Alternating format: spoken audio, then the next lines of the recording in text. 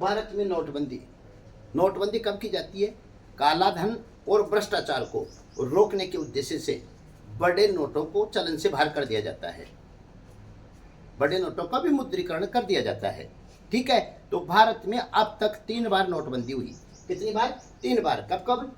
सबसे पहली 1946 में ब्रिटिश भारत सरकार ने, पहली बार 1946 में ब्रिटिश भारत सरकार ने 500, 1000 और 10,000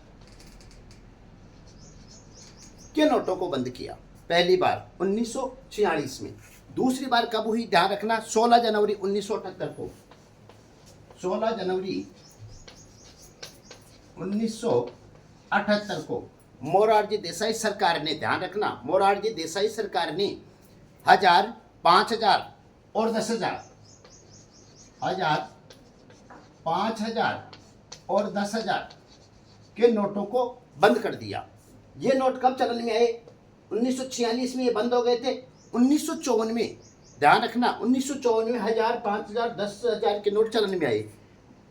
78 में मोरारजी देसाई सरकार ने 1000, 5000 और 10,000 के बड़े नोटों को बंद कर दिया। इसके बाद में ध्यान रखना, पहली, दूसरी और तीसरी नोटबंदी हुई 2016 में।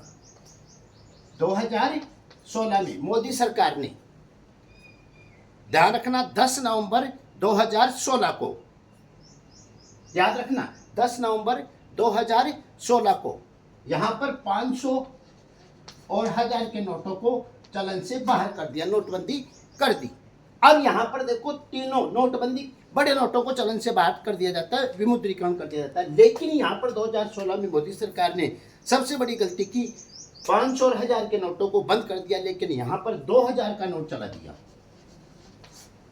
तो मुद्रा का ध्यान रखना, कालाबाजारी, मुद्रा की कालाबाजारी, भ्रष्टाचार या काले धन को रोकने के उद्देश्य से बड़े नोटों को चलन से बाहर किया जाता है, लेकिन यहाँ पर छोटे नोटों को बंद करके बड़ा नोट चला दिया। ये सरकार की अदूरदर्शितापूर्ण नीति थी, जिसको बाद में इसको बंद करना पड़ा।